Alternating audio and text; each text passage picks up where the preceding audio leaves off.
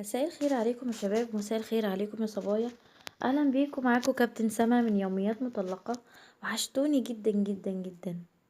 ان شاء الله هتكلم معاكم عن منتج جاب معايا نتيجة انا شخصيا. انا اي حاجة بجربها بحب اديلها حقها في الاعلان، زي اللينو وزي السويتال. لو عجبك الفيديو اول مرة تشوفني اضغط لايك وسبسكرايب للقناة، ويا رب ان شاء الله الحلقة تعجبك. تابعيني وان شاء الله تقولوا لي رأيكم. زي ما انتوا شايفين منتج اسمه سيرمال اكس تي سي من شركة ناتروباليكس.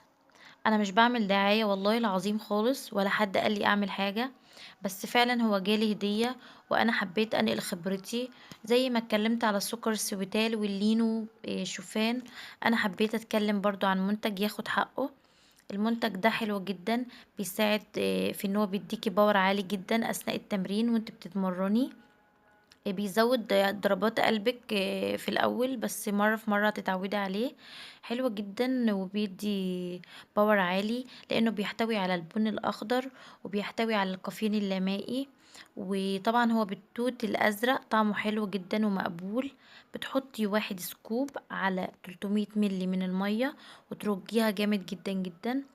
لو مش بتتمرني ولو مش بتتمرن ومش بتروح الجيم، ممكن تاخد 1 سكوب الصبح اول ما تصحى من النوم قبل الفطار خالص.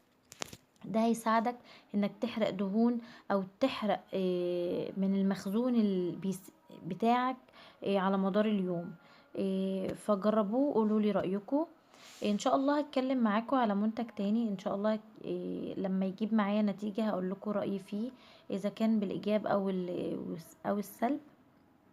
بس والله ده جاب معايا نتيجة، استمري عليه وان شاء الله هكلمك على الحوارق الطبيعية في الفيديو اللي بعد ده، واشوفك على خير.